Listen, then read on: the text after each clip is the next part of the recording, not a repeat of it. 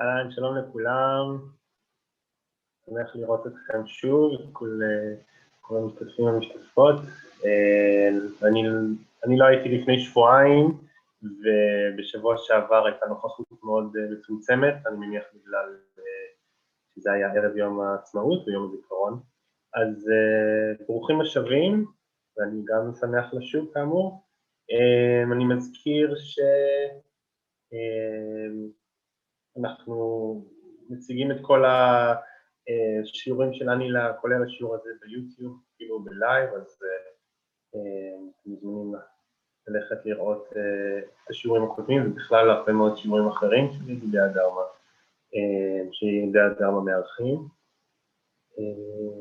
גם אני ממליץ לכל מי שיכול או יכולה לפתוח את המצלמות, לראות כמעט כולכם עושים את זה, וזה מאוד נחמד, זה עושה תחושה טובה, וזה כיף לראות אתכם.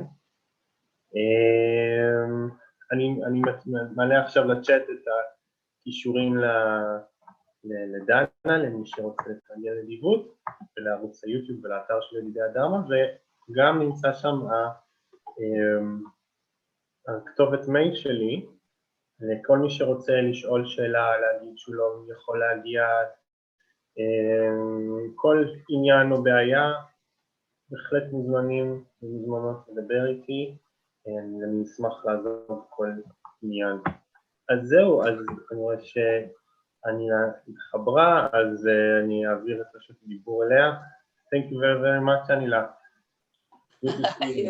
Thank you very much, my dear Tom, for being my boss or my manager or whatever. Well, anyway, hello, everybody.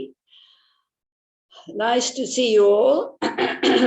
We had a very, I don't know if you heard about it or if you knew about it, we had a very personal session last Wednesday because there was just very few people. And we could really, you know, it was not recorded because I said I prefer so that people can really open up. And so we talked about, you know, what does it mean, this Remembrance Day for me and how we feel about it and all that. Anyway, nice to see you all. Nachum also, hello. Oh, how are you? Are you okay? Yeah, thank you. I switched my job, so you switched your job.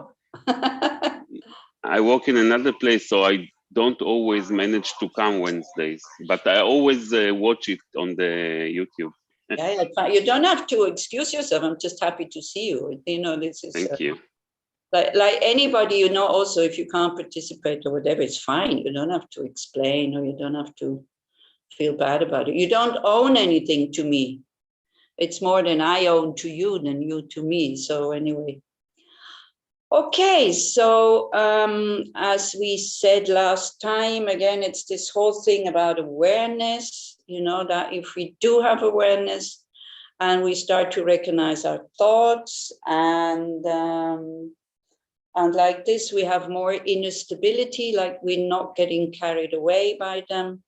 And with this inner stability, we will have more insight by really seeing how the state of our mind influences what we see in the world. And therefore, you know, we can start to really think about what are our values, what kind of person would I like to be,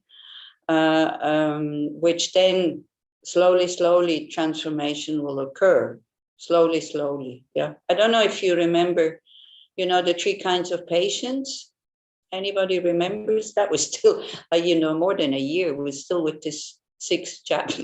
It's amazing. If I would have come to Israel, we would have done it in 1 weekend. Can you imagine? So, but it's I think it's a very important one. And it's a chapter where, I find it is still somehow at my reach, because then, you know, chapter 7 and 8, 7 is about enthusiasm. It's kind of so that we get going and we're not hanging around in samsara and all this. This sometimes, you know, it's so for me, instead of being encouraging, it's actually it kind of I go like, oh my gosh, I'll never get there. I'll never be able to do all this. So, but chapter number 6, I find very helpful, especially if I do have somebody in my life that there is maybe little difficulties or big difficulties. Doesn't matter, small or big. Of course, if you don't have anybody like this who is getting on your nerves, and everybody always does what you want them to do, then it's like, then what are you going to practice with? So you can't really taste the teachings that it really works. So this is the beauty of it. And this is why also awareness is very important, because we need to feel how we feel. We need to be aware of how we feel when we are in the middle of a positive emotion or a negative emotion. It doesn't matter, because when we just talk about it and we only have it in the head, we don't see clearly anymore. Yeah, we exaggerate totally, or we think, oh no, it wasn't so bad or whatever. And again, this whole thing is not about you changing other people. It's about changing our own mind, if you want to change it. And this is the big question, especially with these verses that we are dealing at the moment, which is about the 8 worldly dharmas. Do we really want to not to be dependent on these things anymore for our inner stability or for our happiness, or do we just, continue to create situations where we can get what we want? But again, the key is awareness. So I suggest I just let you sit. We sit maybe 10 minutes silently together. I know that some of you meditate regularly every day, so we wouldn't need to do this together. But one thing is, I think even on Zoom, there is some group dynamics where it seems to be more powerful when there's other people sitting with us at the same time. And some of you might not find the time to meditate every day or regularly. And so then we take this occasion, so at least 10 minutes, to try to keep the mind in the present as much as possible. So again, first you connect with your body. And by connecting, I mean, like, not just up in the head something about body, but feeling your body, experiencing your body, being aware of your body, whatever you are doing, wherever your body makes contact with either another body part or with another object like the floor or the chair.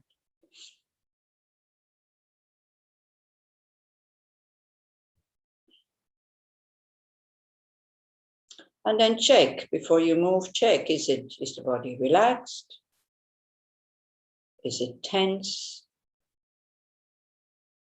And sometimes we don't even have to move. We just need to know that we are holding tensions, and then the tensions dissolve.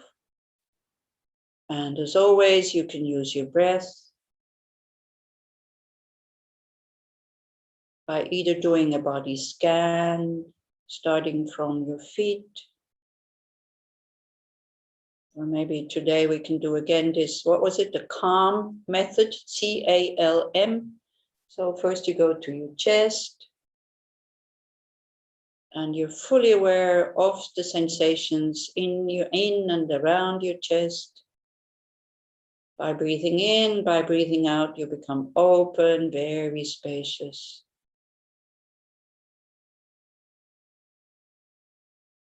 Not rejecting anything, not wanting anything, not grasping at anything, just to be totally open to whatever is there and to feel it. Because if there is pain, it's only if we feel it that we can heal it.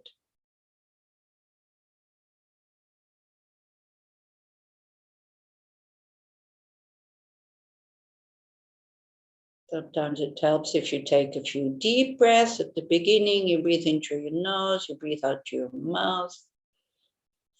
It's really good. There's so many methods to relax. The main one is awareness, knowing that we're not relaxed. So it's good to find one that really works for you. And then to use that all the time. Then with time, we do it automatically. Okay, so next one is A, the arms. So you can sweep, you can start with your shoulders, with your awareness.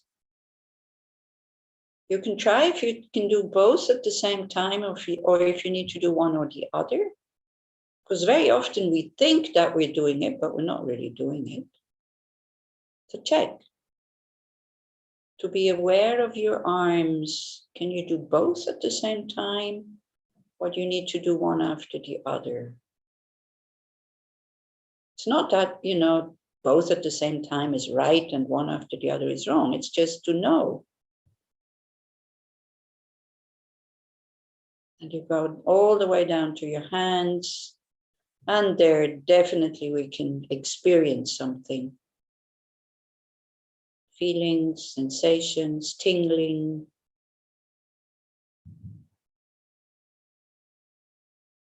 These sensations are always there. We're just not aware of them. And you do the same thing. As you breathe in, you are aware of your sensations. As you breathe out, you open up. Become very soft, very open, very spacious.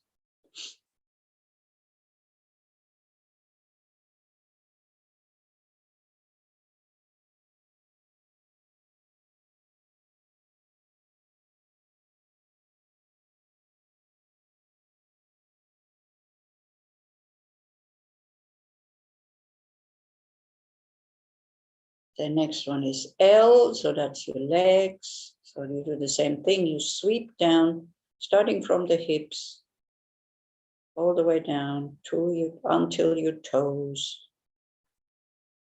Same thing. As you breathe in, you become aware of the sensations. As you breathe out, you become spacious. You open up.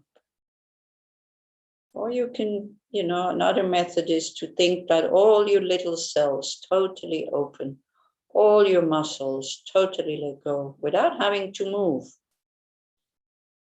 It's like flowers when the sun shines on them in the morning.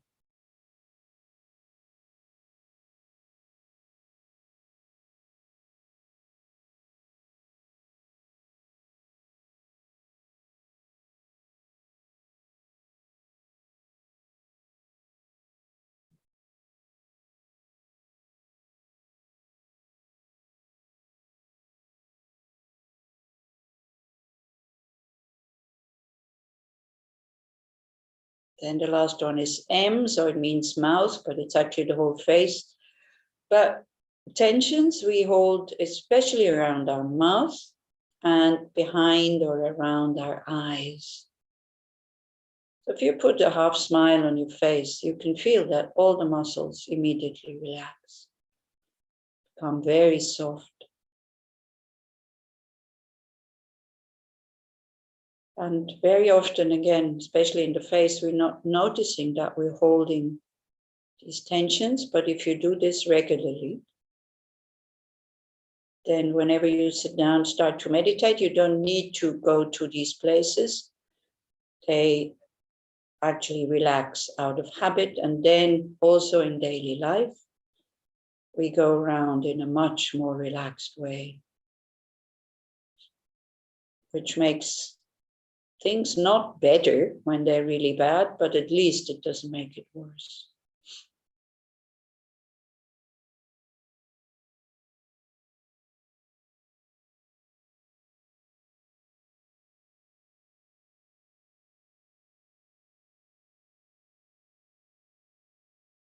Okay, then you try to bring a really friendly feeling into your meditation.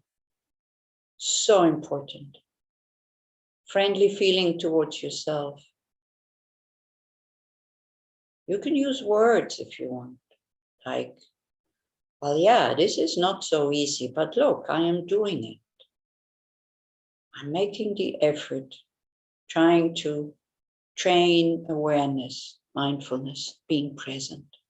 Isn't that wonderful? As if we would be saying to somebody else, this is a really good thing that you're doing. Even you don't believe it, doesn't matter. Just say these words or think these words to yourself.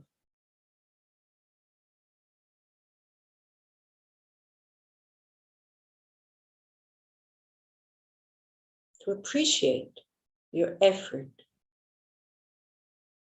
developing an open heart, to be a good person, to be non-harming, to be patient. I mean, you know, what more wonderful could you do? Meaningful.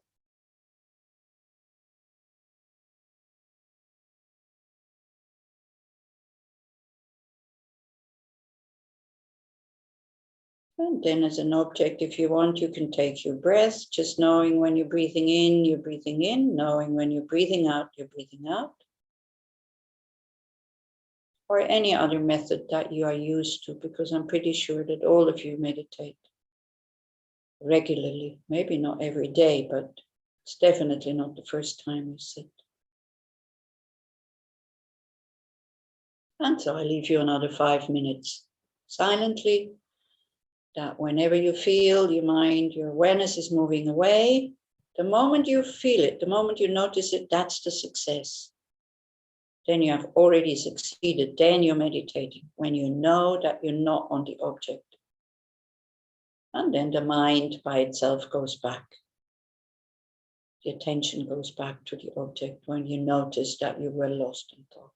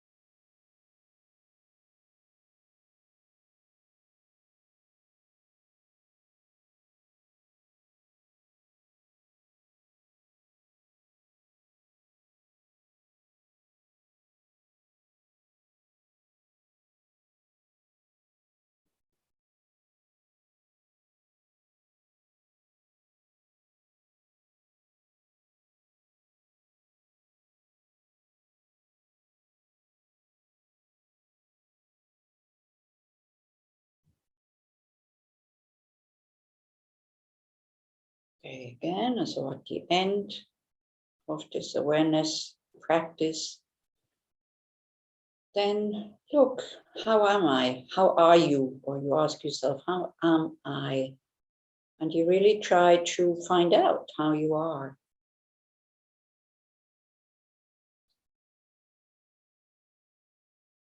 Not manipulating anything, not, oh, this is good or this is bad, you know. Again, it's about observing, it's about knowing, and we are in the 8th worldly concerns. So if you're well, don't get too excited. If you're not well, don't get too depressed, but notice what's going on or how you are.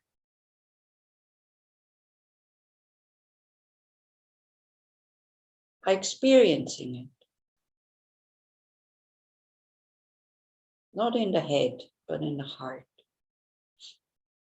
And watch it. Observe it.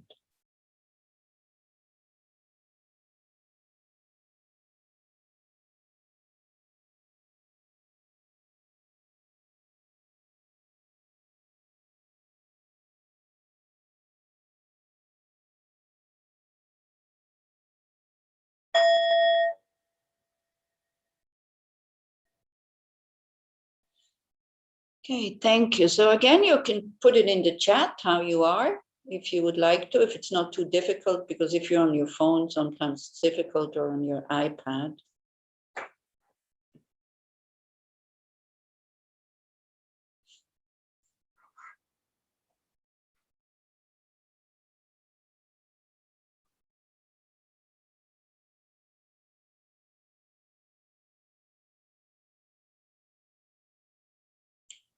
Or you can say if you prefer. All over the place. All over the place. I could almost see that you're very restless. It was noticeable because, but it's okay. So how do you feel being all over the place? Not a big... Not a big deal. And not enjoyable so much. It's okay. Yeah, but it's not a big deal. So this this case is really important to relax, you know, just to, and then very simple is to just breathe with your whole body, or I don't know, go for a walk, look at open spaces if you can, you know, go on top of your children's playhouse there and then you look out or whatever. Somewhere, because you do live more or less in the countryside, isn't it? So you can look at open space. So that helps sometimes also. Yeah, jumping up and down or whatever, you know, not suppressing it. This is the main thing. So, okay, so Netta is all over the place. We had another chat here. Uneasy and curious about the future. Oh, I don't know, maybe better staying in the present, you know. This is sometimes also, you know, we worry so much about the future. And then we forget to enjoy the present and we don't see the good anymore. And as I said at the beginning, when we look, if we start to look at the future with an already kind of uneasy mind, the problems will come up, right? When we look at the future with an easy mind and a happy mind, then we think about all the nice things that we're going to do. So this is why I'm saying, you know, our thoughts or our mental state really influences the way we see the world. So before you think about the future, make sure you're relaxed. And not so, you know, because worrying is, it spoils the present in a way. And you know why the future is so frightening? It's because we can't do anything about it, because it's in the future. So we can't go there. Whereas when the future comes and it's the present, it's much less frightening because we can react. Yeah, I mean, a classical example is like, there's a family and a pretty young mother had cancer, and but she, you know, she wasn't dying immediately, but the life for everybody stopped more or less, which is normal. I'm not saying it's not normal, you shouldn't do that. And everybody was afraid of her dying, even though everybody knew that she was going to die. right? But there was this fear that she would die. When she finally died, some family members said, oof, now we can start living again. Because that fear of she dying is gone because she's dead. And when you see that, you see, if you think, how many things have we already worried about? And they're past, they're finished, and some we did well, some we did not well, but that's it, you know? So we spend so much time worrying sometimes about the future. Leora, did you want to say something? Yes, how did you know? Because you are kind of, yeah. Because I see you guys. What you say reminds me of a very nice saying that today, or what is happening now, is the future that we were worried about before. Now it's right. The future that we were worried about before. And when I work also with cancer patients like this, and they are very worried about the future because they don't know it could be worse, it could be less. I think the cure or not. So what I find is helpful for them to remind them that when anything that happens, it will be dealt when the moment comes. Exactly as it is now. Yeah, exactly. Help they need. So when you look at the present and you see, okay, now I have problem, I'm sick, treated, people are helping me. So if there will be other things in the future, about the same and different, but this is it. I mean, this is exactly it. The moment you can react, it's not so frightening anymore because you're not stuck in your fear. Yeah. Whereas if it's the future, what are you going to do? You cannot. And then it starts to get really tight, and then it gets worse. So that's that. Anybody else felt something? How you feel? So we got two opinions. How you feel yet? I have the opposite of the future of the past. So worried about the past, about things that I did wrong, things that didn't go right, and why did I do it that way? And yeah, we are going to do a meditation at the end, a reflection at the end about this, because it's about failure and it's about having hurt other people. And it's not from me, you know, it's from Vinny Leonardo, I think is his name. And I have a friend of mine, she studied really, really, really hard. And she had her exam today.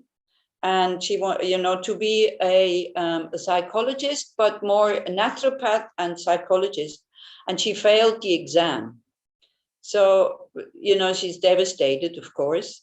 And so I was just, you know, jumping around in my emails that I get from all these people who sent me meditations and seminars and this and that. And I just fell upon that one. And I thought, wow, this is perfect for her. So this is also Daniela, this will be for you. Just one quote from Thich Nhat Hanh. Worrying or being sorry, feeling bad about the past is like sitting and hoping for a better past. You know, not being able to let go what happened in the past is like being totally blocked and hoping that the past will change. It will not change, but with the future we can still hope. But you see, I mean, with all these hopes also create fears. Yeah. Whereas if we start to train and to think, as Leora was saying, well, I'll see what happens then. And as we did at one point, we did a Tonglen meditation. By breathing in, we were just thinking, I'm open to whatever wants to come. Then we lose the fear.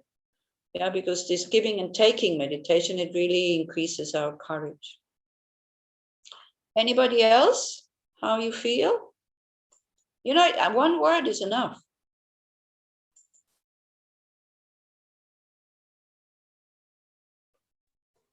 I feel depressed. Okay. Yeah, it's fine. Happens.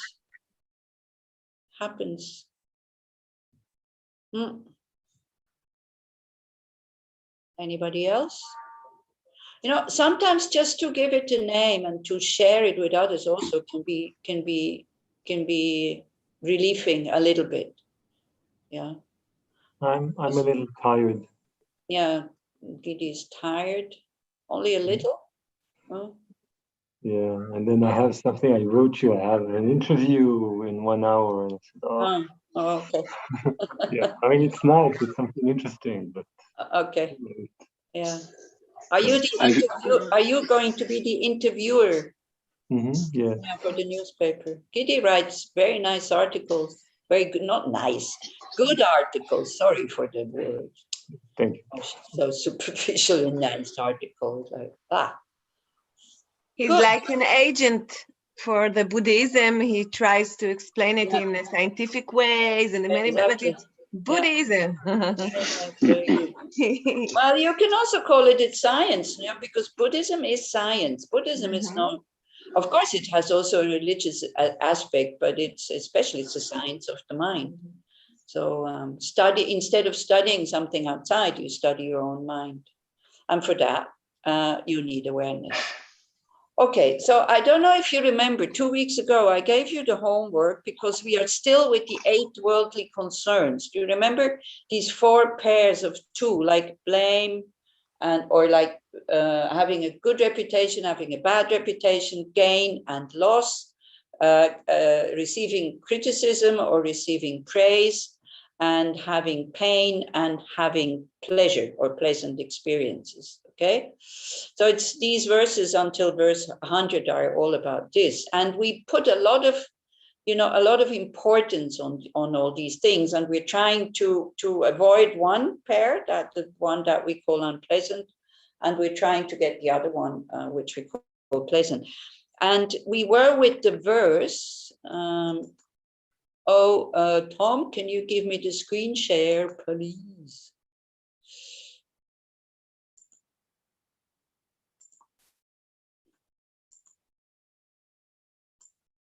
Oh, I didn't want to raise my hand. Sorry, that came accidentally. Where are the verses? Here. Okay. So last time, I think we finished with this one. If I were aware of what held meaning for me. So you see again, Shantideva, he knows what's the meaning of his life. The meaning of his life is to not to be under the control of his unhelpful emotions anymore, and especially not being under the control of lacking awareness. The lacking awareness of seeing what is helpful, what is harmful, or what do I need to abandon, or what do I need to adopt.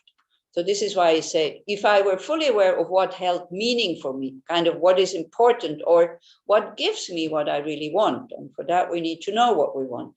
What value would I find in these things? These things are these, the honor of praise and fame and so forth. The good things that we usually strive for, and we think that if we have them, then we will be happy. Or if all I want is a little mental happiness, I should devote myself to gambling, drinking, and so forth. Okay, so this is, he's a monk, so they're not supposed to gamble and they're not supposed to drink. So you know how it is. Everything that you would want to do and you can't do, you think, oh, if only I could do this, then I would be really happy, isn't it?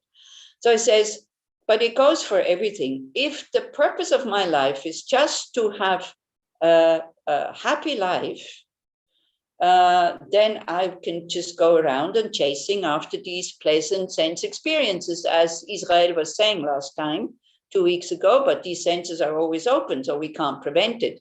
But nobody says you should prevent it. We're just not chasing after them.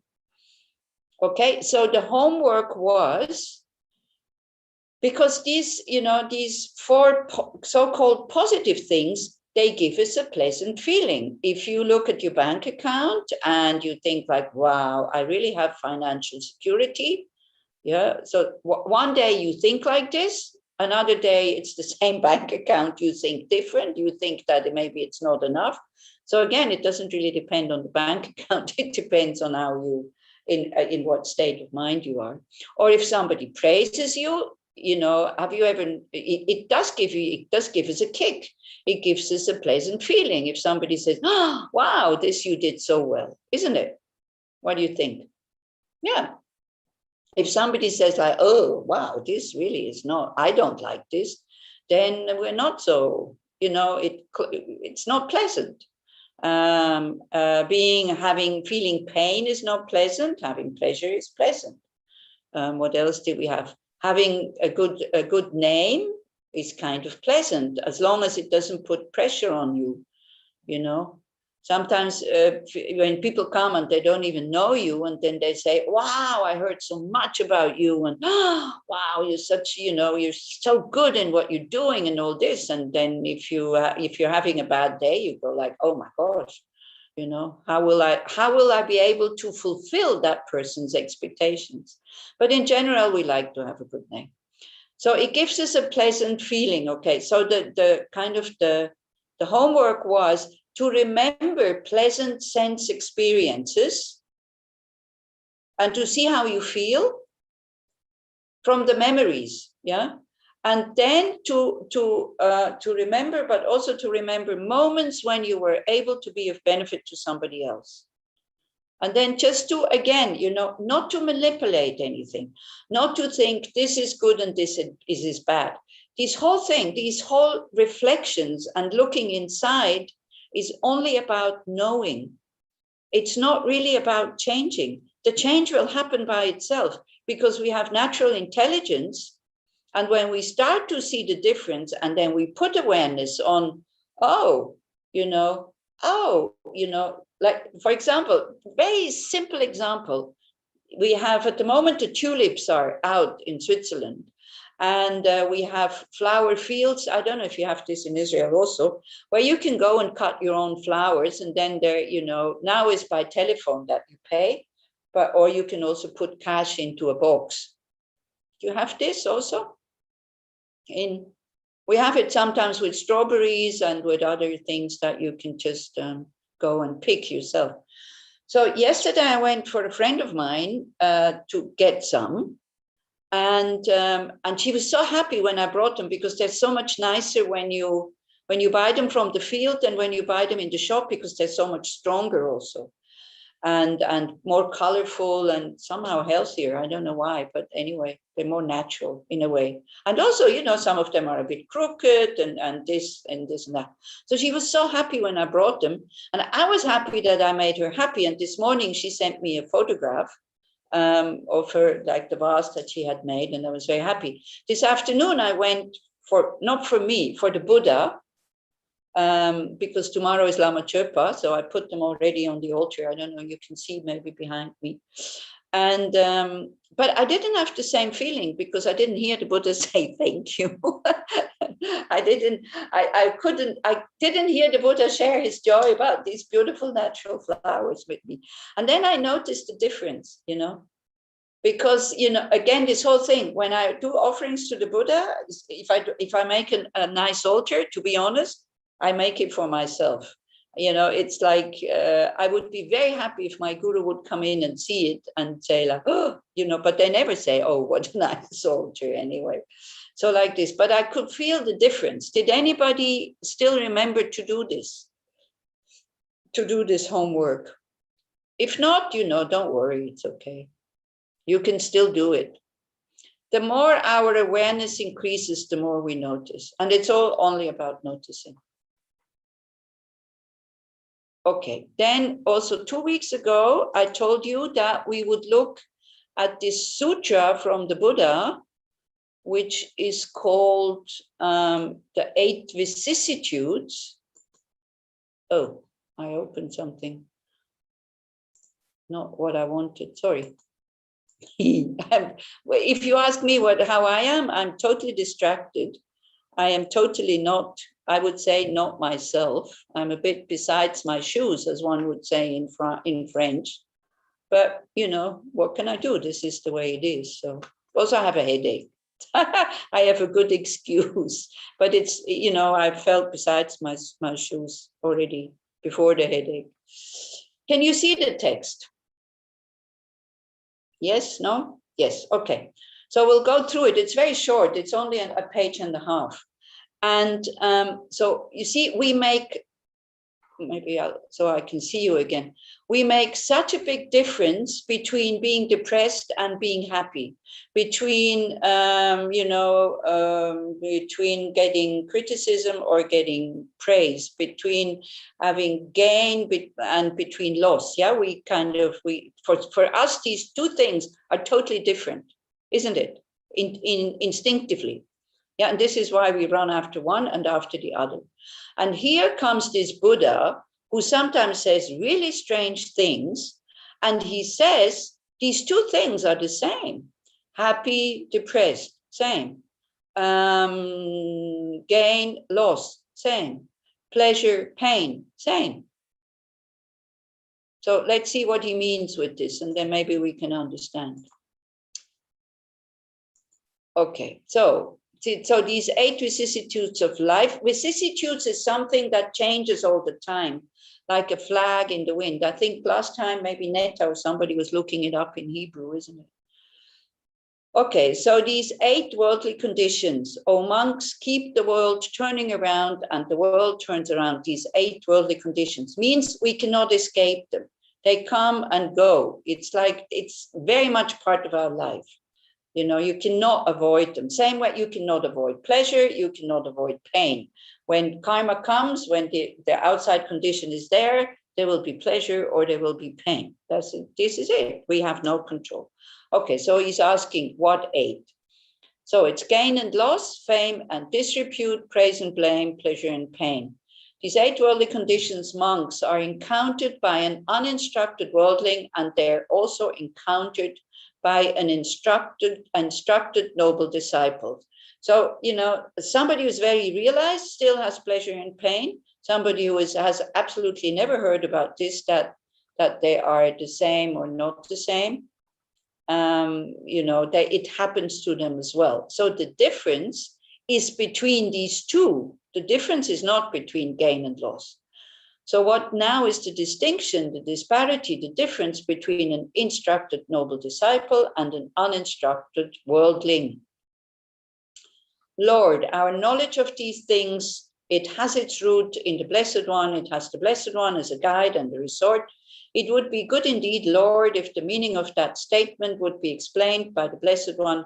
Having heard it from him, the monks will bear it in mind. So they say, we don't really understand what you mean by what you just said. So please explain. So the Buddha says, okay, so listen, attend carefully, and I shall speak. The Buddha always had to be asked a question, otherwise he would not speak. So then the monks said, yes, we will listen. And so the Buddha then spoke thus. When an uninstructed worldling or monks comes upon gain, he does not reflect on it thus. The gain that has come to me is impermanent, bound up with suffering, subject to change. He does not know it as it really is. And when he comes upon loss, fame, and disrepute, praise and blame, he does not reflect on them thus. All these are impermanent, bound up with suffering, subject to change. He does not know them as they really are. With such a person, gain and loss, fame and disrepute, praise and blame, pleasure and pain, keep his mind engrossed. When gain comes, he is elated. When he meets with loss, he is dejected.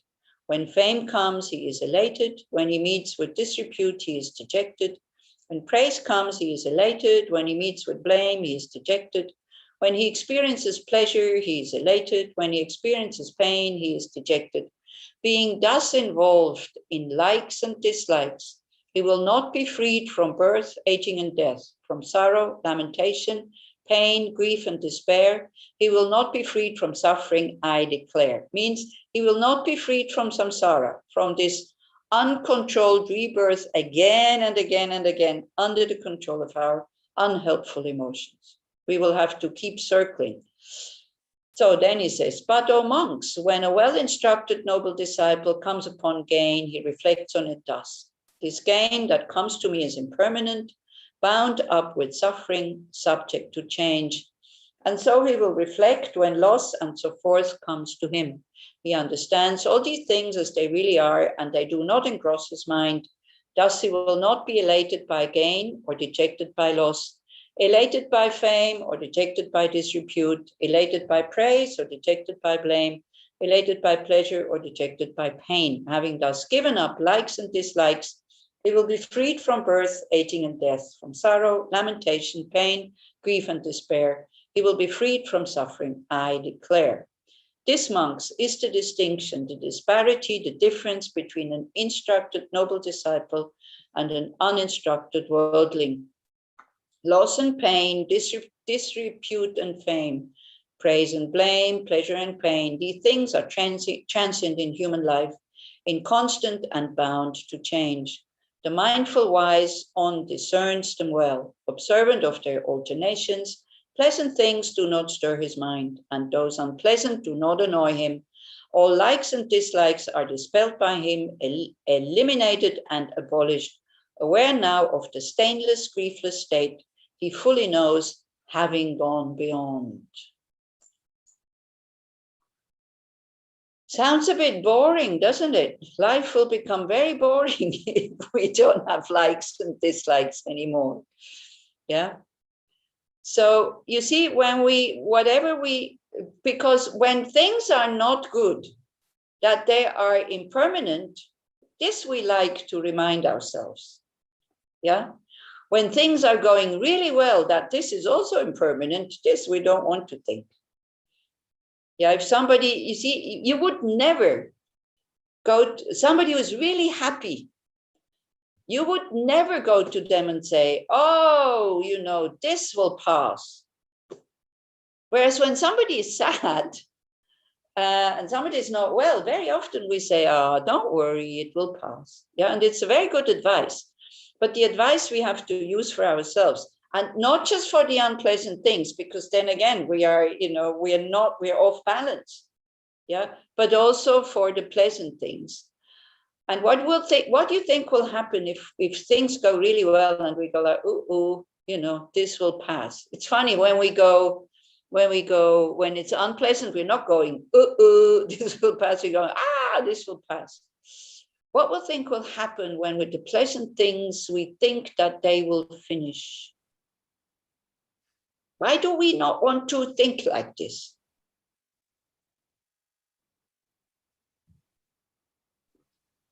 It's ruining the party, but it's also lessening the attachment, maybe. Yeah. But is it really ruining the party? I think that for me, when I think this will pass, I enjoy more the moment. Exactly. When we realize that it's not going to last, we're present. We're not waiting for maybe it will get a little bit better in 5 minutes or something like this. You know, we think it will ruin the party, maybe at the beginning, because people are, you know, if you say that to somebody else, because they don't know what you're saying, this is what I'm saying. You're not saying that to other people, you're saying that to yourself. When we realize that this pleasant moment is going to pass, we actually enjoy it much more. Because why? Because we see its nature. We see it's, you know, when he says they are impermanent, this we can see, that gain and loss is impermanent. Yeah. When he says it's bound to suffering, do we understand this? Do we understand when he says pleasure is also suffering? Same way as pain. So you see, with the pain, the suffering is already here. With the pleasure, with the praise, with the good reputation, and with the gain, you get attached to it because it gives you a kick. And then when it's gone, you suffer double. You see, if we wouldn't have so much attachment, we wouldn't suffer so much, because when things are gone, then they're just gone. Yeah, like we're not suffering from something that we never had. We are suffering from things that we knew and now they're finished. Or we know that they're going to finish. Like I'm going to leave the center here in Bern in middle of July. So yesterday we also had study groups. So one of them said, oh, but I'm really sad, and what are we going to do without you, and all this. And I said, excuse me, before you knew me, were you really in a bad state? And she said, no. And she said, but it's not the same. I said, of course it's the same. You were perfectly capable of being happy without knowing me. So why wouldn't you be happy when I'm gone? It doesn't feel the same, but it's the same. Do you see what I mean? So here we're going against trained feelings that are not realistic, that are not true. Yeah. So people suffer the most when they lose something that they were dependent on or attached to. Yeah, and the moment we are attached, we are depending on the object. This is it. But we can also enjoy without being attached, as Israel said 2 weeks ago. By seeing that these things, they come and go. We don't have so much control. We can see that something is making me feel pleasure. And then the same object a few days later is not giving me pleasure anymore. So it cannot be the object.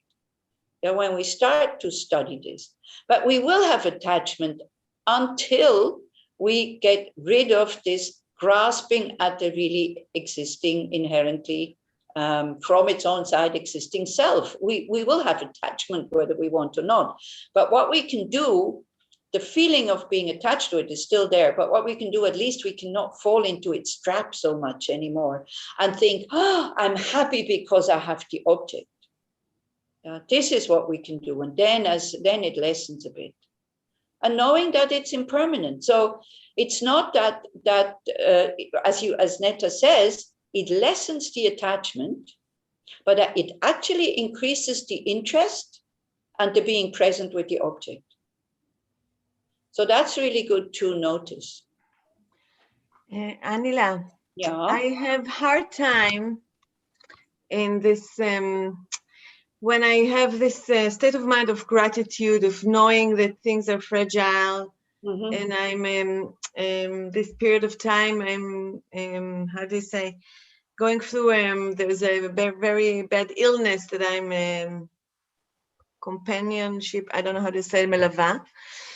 But and then I see all the things that are here and that they are permanent, that the kids are healthy, the things are okay.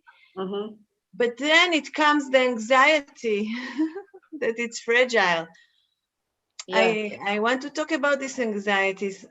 Sometimes the awareness of the impermanence is really what you describe, but so many times the acknowledgement of the impermanence brings up real anxiety to lose, that things are fragile. And so you keep with this anxiety and you start to really examine it. In what way does it help? It doesn't. No way. Yeah. But you see, Netta, the no way now is here. But the no way needs to be down here in your heart. But so this is why, this is why this whole thing, the meditation on impermanence, is so powerful, because it takes away the anxiety. When we know that we're going to lose it anyway, but we have to repeat that kind of reflection again and again and again and again and again and again. Then we start to appreciate every present moment. But when it's okay when it comes to things, to my, I don't know, to my car, to my house, but when it comes to my family, to my children, to my loved ones, that anxiety and that attachment, I don't know, it's bigger than me. Yeah, of course. This is what I'm saying. We will not get rid of our attachment until we have realized emptiness. Until we see that everything we see or perceive is just a projection of our mind. The situation. And then, sorry, Leora, maybe no, it's fine. It's you definitely, you don't need to raise your hand. You can always say, what you want to say, but then if I have to finish, because otherwise I forget what I was about to say. Yeah.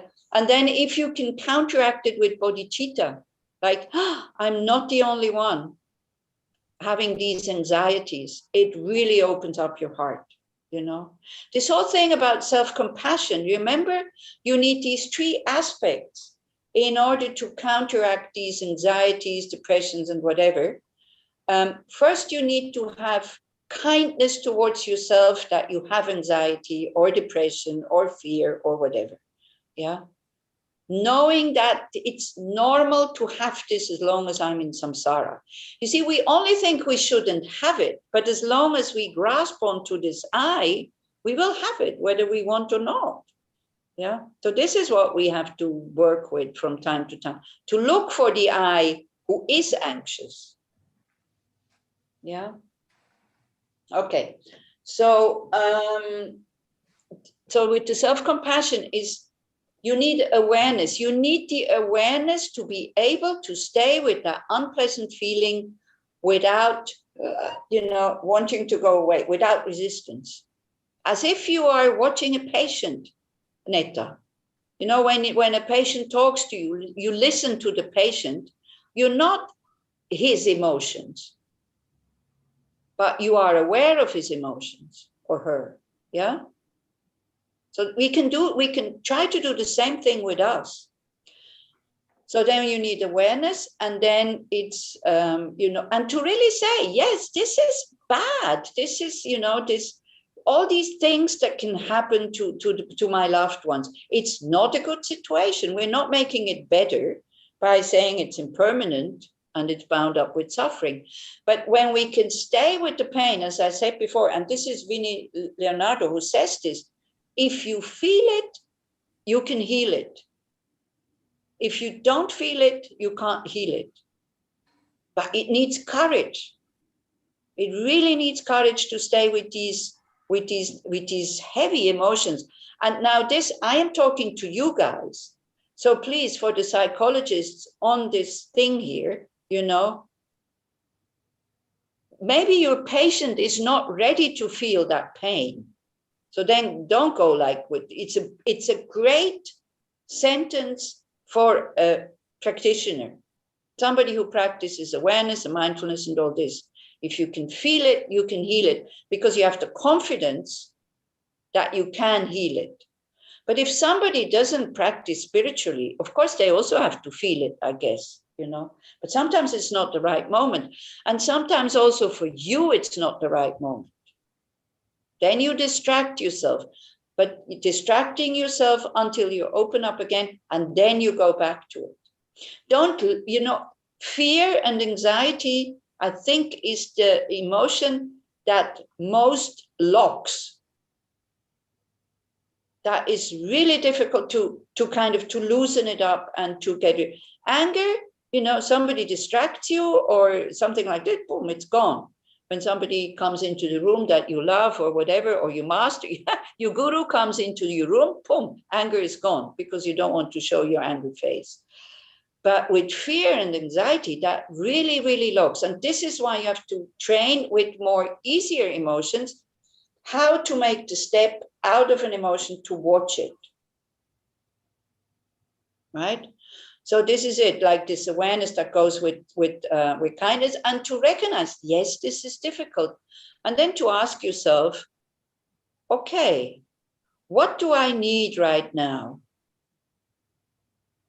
Just to ask yourself the question, not coming up already with answers. As if you would be asking your patient that you don't know the answer that your patient is going to give you, or a friend, that you're sitting with. And then the last step is this shared humanity. And this is so powerful. I am not the only one. May all beings be free from this suffering. And this is why I practice Buddhism, or why I study science about quantum physics and the mind and all this. You don't have to call it Buddhism. Why I study the science of the mind, because I want to get rid of the cause of suffering, which is my lacking awareness of how things exist. Does that make sense? Now, you know, when I tell you what to do, it sounds very easy. But then doing it is another matter, isn't it? Doing it is training. Yeah. And some people, yeah, Israel, I was just thinking that you were going to say something, because Israel, the way you talk, you seem like you're really, you have a lot of, I don't want to say success, but you really feel the practice. You live the practice. I can hear that when you talk, but we mustn't forget that not everybody is at that stage. Yeah, but so please. I can say only what I can, what I pass. I cannot say nothing about what I don't know about myself. Yeah. Like every sickness, it doesn't matter what you have, cold or whatever, you cannot heal the sickness without passing through the sickness. Right. Like vipassana, the word even, vipassana is to going through the pain. I mean, how can you heal yourself if you don't understand from what you suffer? Yeah, right. Yeah. But, oh, my camera just went off. My camera is going really funny, I think. Oh, now it comes again. Yes. So, yeah, you're absolutely right. That's true. And the suffering in samsara, we have to transcend it. We can't run away from it. And every time you go into these painful feelings also, you know, it does make you stronger. Every time you shy away from them. But again, you know, I'm not saying, I'm saying every time. I'm talking to you who are practitioners. I wouldn't say that to somebody who is weak and full of problems and all this, you know, that you have to face your pain, because that it can be when they have no methods to deal with it, when they don't have awareness, it's too overwhelming, the whole thing, because then they get locked into the whole thing, or, you know, get carried away with it. That then they start to identify with the feelings. I didn't do anything and the camera went off. Oh, okay. Anila, I want to say that. Bye, Gidi. Thank you. Have a good interview. Yeah. That this statement that you said about going through the pain, and it's very helpful many times in therapy, very helpful to give the suffering a real meaning of curing. Yeah. And it brings a relief. Yeah. And it also the psychoanalysis, which it deals with trauma, dealing with trauma, many talk about reliving the pain that you couldn't live it in the time it happened, and to relive it, to cure it. Yeah, sure. But the patient also has to be ready to be able to bear it, isn't it? It's not always the right moment to lead the person to that point. You have to be very careful. But ultimately, as Israel is saying, if they cannot feel the pain, then they won't heal. This is the thing. They will carry it with them, even though they try to ignore it. Yeah, complicated, difficult. Yeah. Okay, Liora, do you still remember what you wanted to say? No, I do remember. It's a different. Unless you want to continue, so I can. No, it's fine. No, because I would have forgotten in the meantime. So it's like, okay. It's another angle of looking not at difficulties and pain, but especially about the not knowing what will happen in the future. About you a lot when you said once, it's like falling from an airplane without a parachute, but there is not a ground to that we crash on. That you crash on, exactly. And thinking about not knowing what will be in the future, not knowing. Also, this Corona time really teaches us that we don't know a lot. No. So it can be an opening. Yeah. In indefinite space. We don't crash into. So it can be a big help. Yeah. And deep understanding. Right. So thank you. I mean, this is, by the way, it's not me I did say it, but it's not from me. It's from Pema Chodron. And there's two parts to it. And she says, like, really knowing what the Buddha is saying, that we cannot trust anything. This is what the Buddha is saying. You know, we can't even trust our pleasures, our gain, our good reputation, and our praise that it will make us happy. We can't even trust that. So she says, if you really know what the Buddha is saying, it's like falling from so that's the bad news. Like there's nothing you can trust. So it's like falling from an aeroplane without a parachute. So that's the bad news that the Buddha is giving us. But the good news is there is no ground to crash. There is only continuity. Yeah, endless space. And endless space. And we do have a choice. The more we are aware, the more we are not running after these the more we are not running after these 8 worldly concerns, the more it will be okay. Yeah. And then we will be finally liberated from these wrong views of inherent existence or dualistic thinking. Okay, now let's go back to the verses, which now I have lost again. Here. Okay.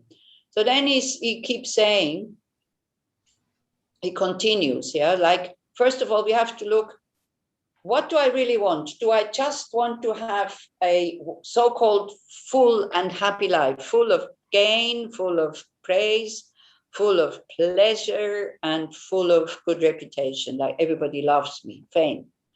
So he says, if for the sake of fame, I give away my wealth or get myself killed, what can the mere words of fame do then, once I have died? To whom will they give pleasure? Yeah, so this makes sense. Like some people really lose their life in order to get famous, but then what does the fame and these nice words, what does it help? Actually, you know, when we go to funerals, when you hear all these nice words that one says about the person who has died, I think we should say them while they're still alive, that to them, or even to others, it doesn't matter, you know. It also, because it makes us happy when we praise somebody. But in general, sometimes we're pointing out the negative sides and we want people to change instead of appreciating them the way they are.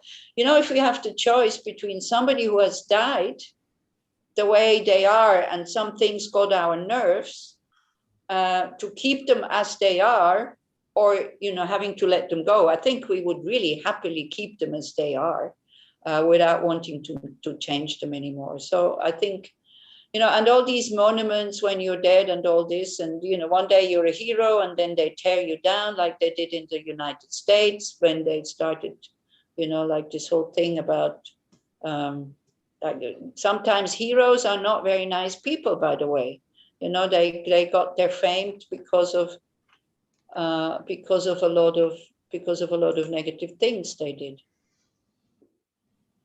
Okay, so that makes sense. Yeah, we do a lot of things in order to get something, but then for what? We will die anyway. So here also he's kind of reminding us to remember from time to time what will help, what will really help at the time of death. Yeah, that's a very good question to ask. And also thinking about death, although it seems horrible, thinking about our own death, you know, although it seems that it's really horrible, but sometimes thinking about death, it can really help us to appreciate that we're still alive also. Knowing, you know, when we lose something or something gets stolen, as Noah was saying, oh, well, you know, I don't mind so much, but we still mind. If somebody steals our stuff, or if somebody kind of bumps into our car, we still mind somehow, you know, there's still an unpleasant feeling. But then we think, okay, at the time of death, I have to leave it behind anyway. Now it's gone. I don't have to worry about it anymore. Yeah, so death can be, the thought about death can be very, very helpful to help us with these things. If you want to say something or ask something, then please do. Otherwise, I just continue, okay? So here, you know, again. I just want to apologize that I'm leaving you because I have a friend that came from far away. Okay. So to give him some soup and so. Yeah, nice. So please be kind to your friend. That's okay. So continue to have a good Yeah, thank you. Anyway, we finished in 20 minutes. So Yeah, I know, still. that's okay. It's good to Good feed. night. Thank It's you good very to- much. It's good to feed hungry people, you know, because this is what Shantideva says in the second chapter. May I become the food for beings who are hungry. May I become the bridge for beings who need to cross the river. May I become a ship for beings who want to cross the ocean. So it's nice. So you're fulfilling Shantideva's aspiration. So that's okay. Hopefully. Thank you very much. Okay. Bye-bye. Okay, we go to next verse then. So if these 8 worldly things do not happen, very often these worldly beings, the worldlings, as the Buddha was saying in the sutra, are reacting like this. When their sandcastles collapse, children howl in despair. Likewise, when my praise and reputation decline, or the gain, or the fame, or the pleasure, my mind becomes like a little child. Can we see that sometimes we react like this? Mm-hmm. Children who are building, you know, again, now try to think about the example. Children who are building sandcastles right next to the ocean. They're putting a lot of effort into building the sandcastle. They're making it very beautiful. They're very happy about this beautiful sandcastle. What is the ocean doing? Take it away. Yeah, exactly. It comes with a wave and zhoosh, the whole thing is gone. And this is samsara. This is our life, as Leora was saying. What is really frightening is that we don't know anything, you know. We can, at any moment, there's this, one of the, you remember one of the 6 sufferings is uncertainty. Uncertainty in a way that at any moment we can lose everything that we cherish, just like this. And that's But if it will be a human being running on the shore, we will be more angry. That's a very good remark, Nachum. If somebody destroys it, where we think we could have avoided it, we get angry. If somebody destroys it, like the rain from above or the wave, we're disappointed and we cry, but we're not getting angry at the ocean. So you see, we're not, maybe this is unfortunate, we're not getting angry at samsara, you know. So, because when we get angry at somebody, we want to get rid of them, yeah. But we are a little bit like this, you know, even though we know it's going to happen, we know at one point we will lose everything, either at the time of death and sometimes already a little bit before. You know, like I lose my memory, you know, I lose my eyesight. I mean, I can still see, but without glasses, I cannot. My hearing, my being fit. By the way, we are going to do 2 nunes in 1 month. So for those who know what nunes are, I'm quite frightened actually if I can make it or not. But I have to lead it, so I guess it will be okay. It's a very strict practice where you don't drink for 24 hours and do lots of prostrations and both, you know, recitations and all this. So it's really hard. You know, if you fast on Yom Kippur, then, but the Yom Kippur fast is much easier because you start at nighttime. Whereas this one fast, you start in the morning, the not eating and not drinking. And then you have the whole day of practices, 3 sessions at 3 hours. And then you can go to sleep, but you can't sleep because you're hungry and thirsty. And then the night becomes really, really long. Yeah. So anyway, so we know that we're going to lose everything. But still, when it happens, we are sad, we are depressed. And I think maybe one of the aspects why we are depressed is also because then we are sorry that we didn't appreciate it. Have you ever had this feeling? That something is finished and then you have kind of behind you have a thought and you go like, oh gosh, why didn't I appreciate it more? Never? Nobody? I Or, have it with my, I have it with the people that I was close to and were gone. yeah, right. I felt sorry that I wasn't closer to them. I wasn't Exactly. appreciating their presence. Especially with people, but also with very, very ordinary things like a Tushita. Sometimes we didn't have water for quite a while, you know, for 1 day, 2 days or whatever. Nobody was warning you.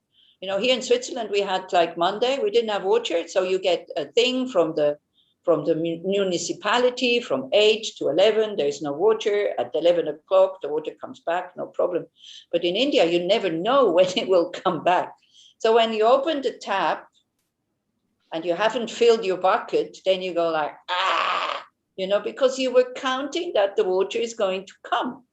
And then also this thing, why can't I appreciate? Why can I only appreciate the water just the first moment when it comes back? Why don't I appreciate it the next day?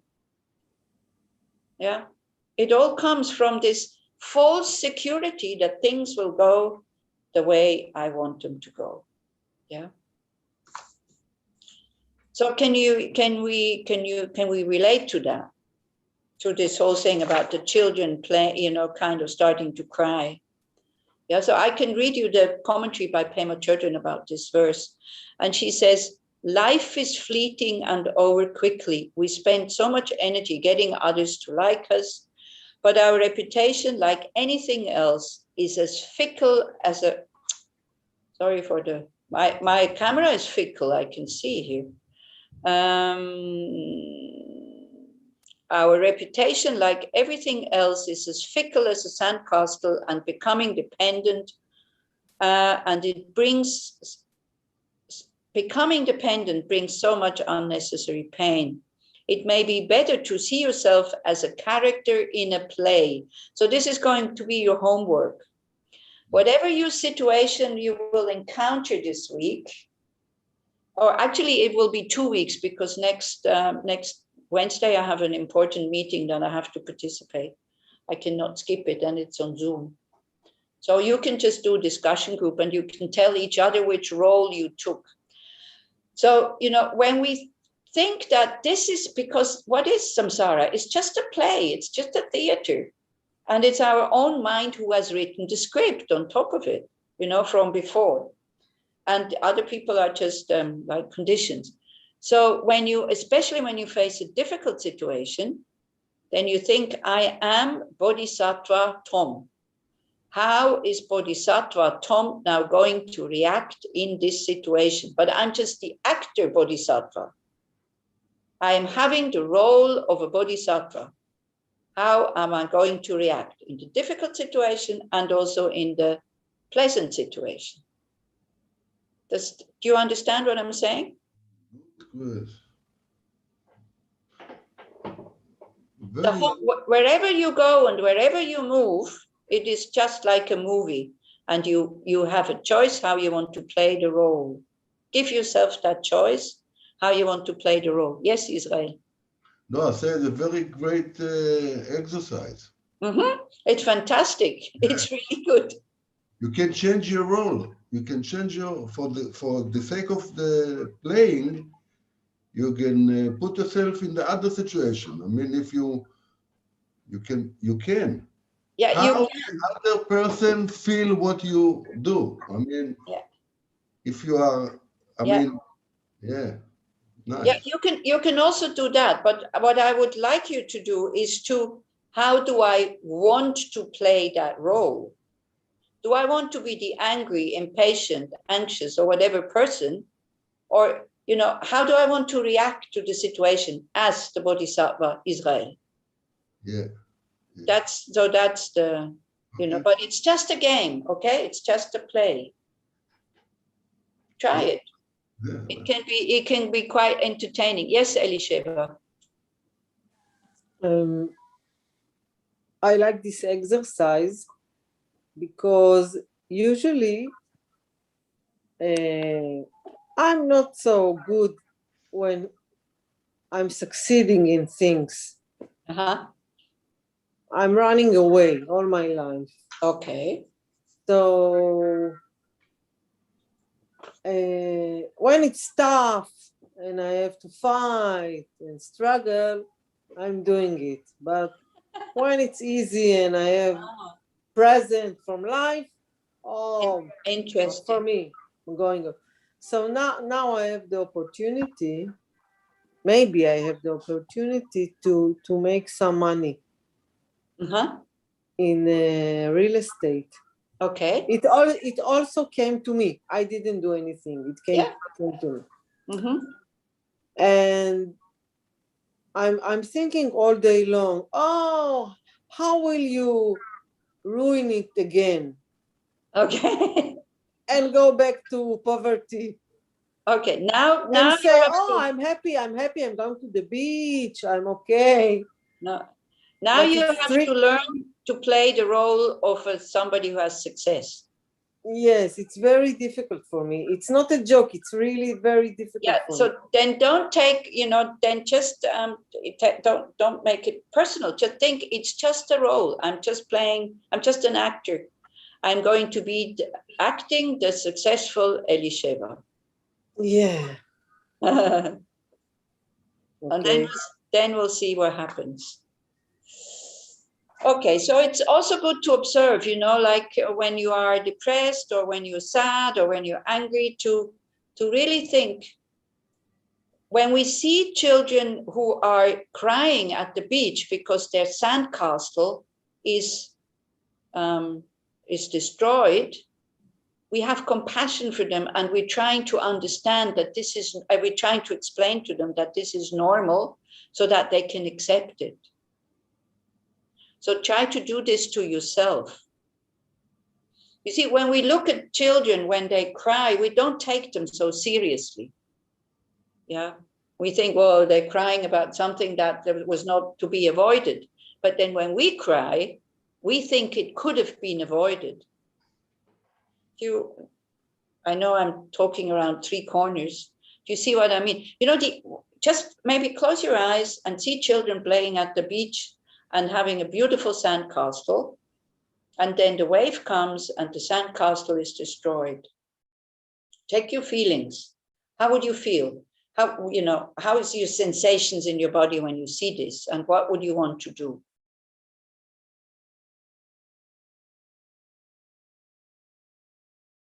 And this is how the Buddhas see us. They are not taking us totally seriously because they see that we are crying about things that cannot be avoided. So it's the same way, still they're trying to help us and trying to explain why our fame, our gain, our pleasure now has disappeared for a moment. Okay? Yeah. So then when you feel you're reacting very strongly to situations, I am not saying you shouldn't do anything about situations. You see, your action is not a problem when you're trying to help or when you're trying to change something or whatever. That's not the problem. The problem is the motivation behind why we want to change it. And the problem is when we change things with anger and with aversion and things like that. Then even though maybe we change the situation for the better at the moment, but we still create negative karma because we've done the action under the influence of anger, hate, aversion. Okay?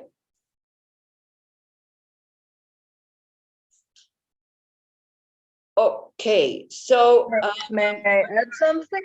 Yeah. So short, I'll try to keep it short.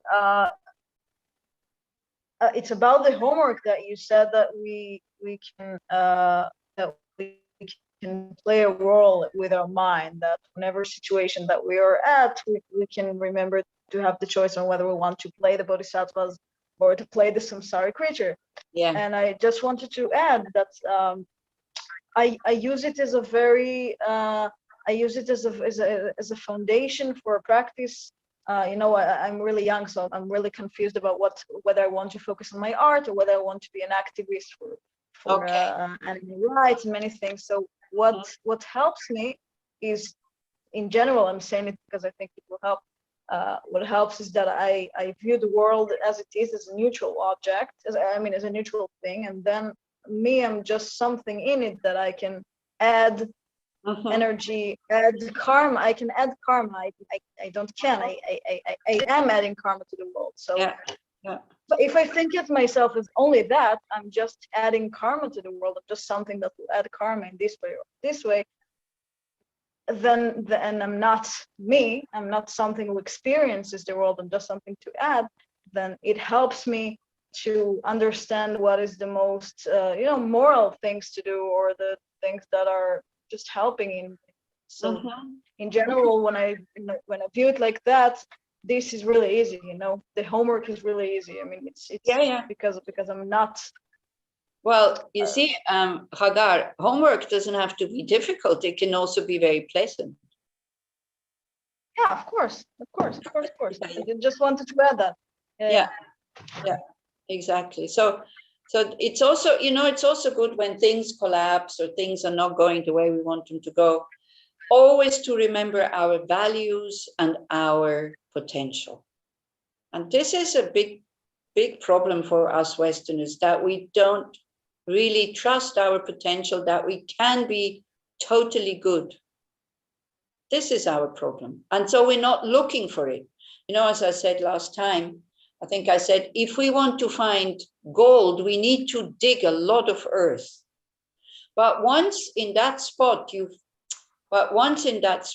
found the gold, the digging becomes very pleasant, because you trust that there must be more, or at least you have faith or something, that there must be more gold. So once we really touch on our goodness and we experience it with awareness, so now this is neuroscience, so that the connections can be formed in the brain also, because it's with awareness that then we get used to these sensations, and it becomes a habit. When we can keep the awareness on the sensation, then the connections are being made. And so once we got that, and then we know, hey, there is gold, then the digging meaning working with our negative emotions and looking at them, becomes much easier when we stop identifying with them. And to always remember our values. What kind of values do I want to live? Do I really want to act like this? Okay? Okay, so we don't have time for the meditation. We keep it next time. That's okay. Because I really want to get into the habit of finishing on time. So we just send out a lot of loving kindness, as always. First for ourselves. Again, maybe we can just think, may I be able to live my values spontaneously, effortlessly, and continuously.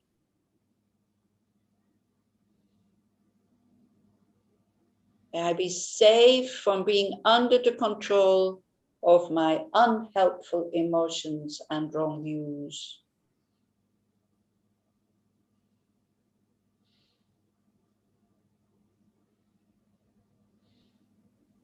May I have the courage to dig through the dirt of my anger and attachment. May I be able and have the courage to touch the pain that these unhelpful emotions that come from wrong views, I'll be able to touch that pain, to understand where my enemy is, so that I am protected from physical and mental harm.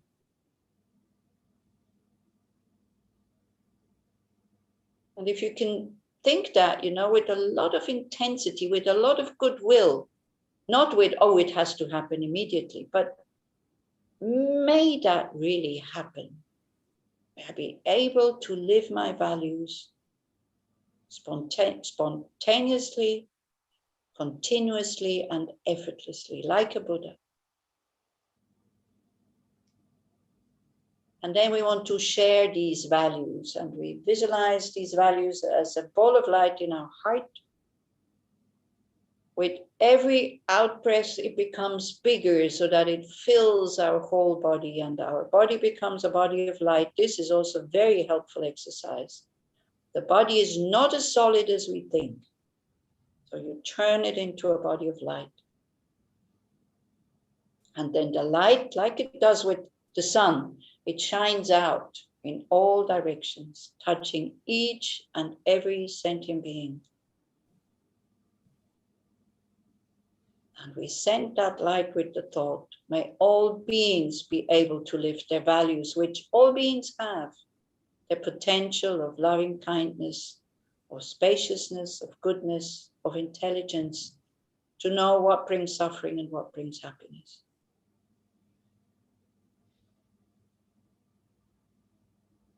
That light brings support, brings relief.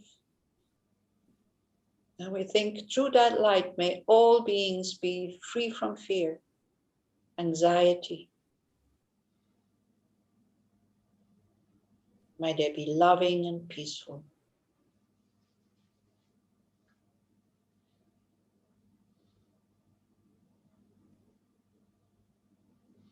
And may all beings be able to live their lives with joy and ease. Because that's our birthright, to be joyful. When our mind is clear and calm, joy is very natural. No need for outside objects or situations. And may we all be able to live our lives with joy and ease, no matter the situation.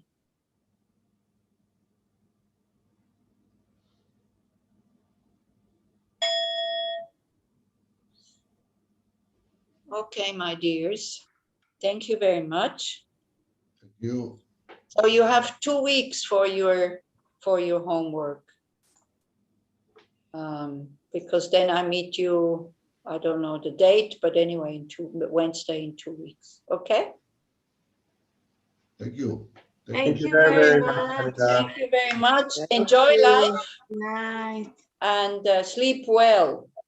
This is also a big factor, is having a good night's sleep. That really, really helps. Yeah. Especially when you are depressed, make sure you are not, as much as possible, that you're not tired. Get as much rest as you can, because sometimes depression also comes from being exhausted. Okay, my dears. So sleep well.